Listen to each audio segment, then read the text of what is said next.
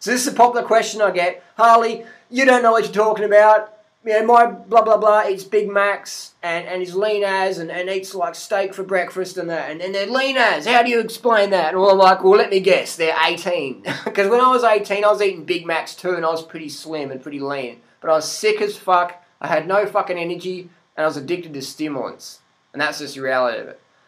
So, and I was fucking depressed as shit, and I just didn't have the energy, man. But I was slim. So, yes, if you starve yourself and eat shit and run on caffeine, you can do a bit and be slim, but long-term is what we're looking at. There's always going to be the exception in the short term, but long-term we don't have exceptions because all the people I know now who ate junk food back in the day, they're all fat now. They're all fucking fat. And they're all cool. And it doesn't make them bad people. I'm just saying that if you eat junk long-term, eventually it's going to catch up with you. It's either going to give you a heart attack if you're one of those people smoking cigarettes and thinking, all that vegan stuff's a load of shit. I fucking drink and smoke it. And you'd be one of those people, you know. Oh, I've never been sick in a day in my life. Drop dead, heart attack, done, finished. So that's just the reality of it. But if we look at the long-term paleo-primal authors, we'll see the majority of them are overweight. Doesn't make them bad people, but they definitely are overweight, aren't they? I've mentioned there's plenty of names out there you can mention. There's so many now. You know, I don't want to leave them out, but there's just so many now that are overweight from their paleo-primal low-carb diet.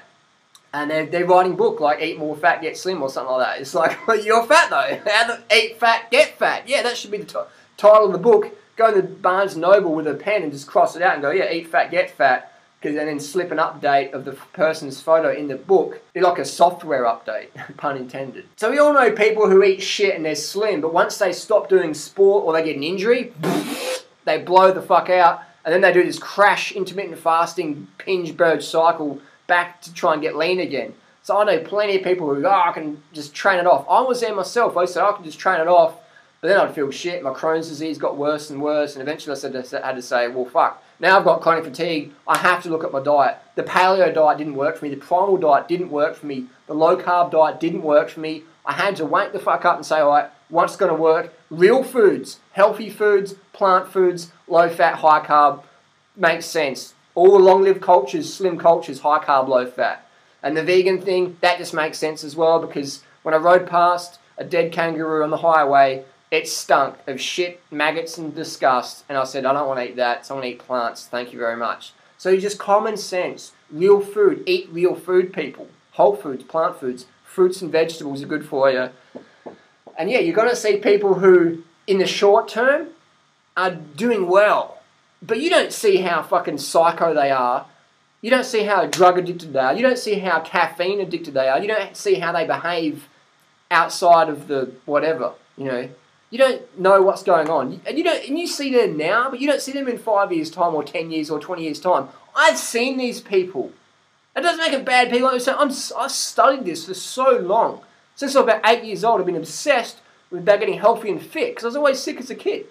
So I'm always looking at people. And all the kids I knew in high school that were fit and that, fucking none of them are fit now. I'm the fittest person from my high school, if we look back.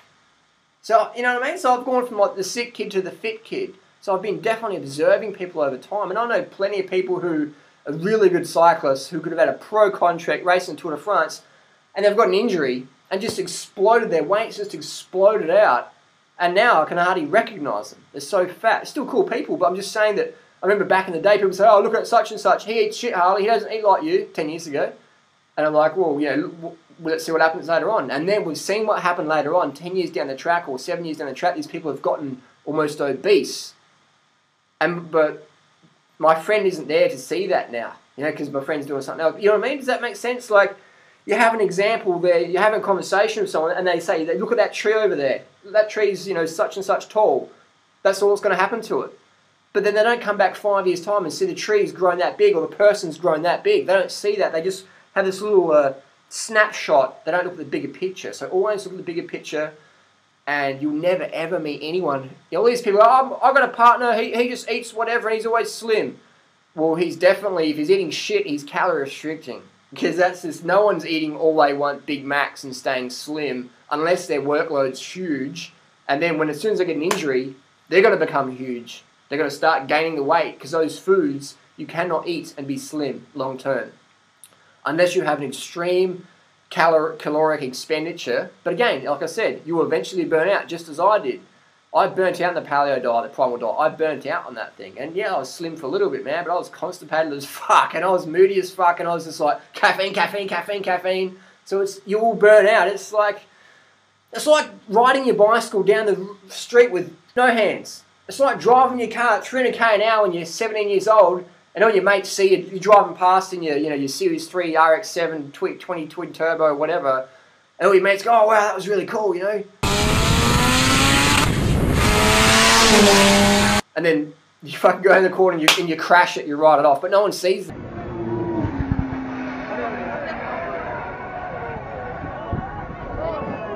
They just see you going past, going, wow, he was really cool. People don't see what happens later on. Does that make sense to people?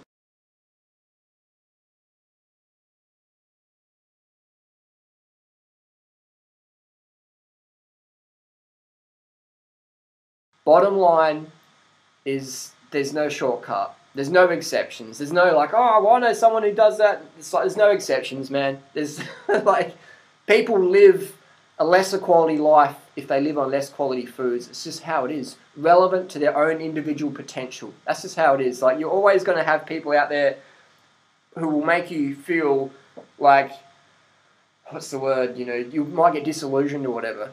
But you got to look at the long term. You got to look at the garden long term. So many people are this like, you know, just real right now, here in the present. That's good, but it's good to have that forecast attitude.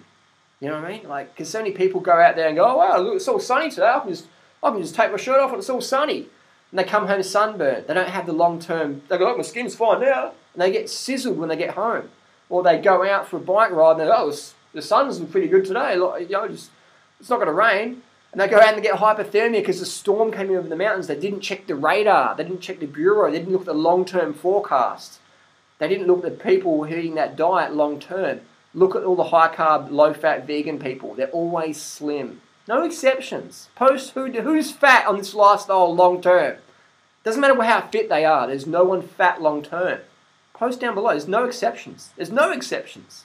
I've studied this a lot, man. There's no exceptions. It's just how it is. It's like there's no exceptions in the Tour de France of people who can go up a hill when they look heavy. There's no exceptions. And there's no like fat guy. Oh, he's the fat guy in the Tour de France because he's just fat, but that's just, you know, his genetics. It's like, no. That's just how it is. Everyone's slim on that lifestyle. Everyone's slim on high carb, low fat vegan, regardless of your fitness level. Some people might have more tone than others because they use their muscles more. You know, some people are slim but sloppy. Some people are slim but toned, but everybody's slim. So if you want to be slim and toned, then do sport and eat well. So I hope that makes sense. There's no exceptions. All the people you know who eat shit now and who are lean, they'll burn out, they'll blow out, 100%, no exceptions. That's just how it is. They'll be the ones who are freaking out in the meantime, addicted to stimulants and just having to have caffeine. There's no exceptions, man. Now post your comments down below and I'll do some more of these videos because this is a popular title, definitely. Thanks for watching. Want to learn more? Join the cult. We'll see you soon.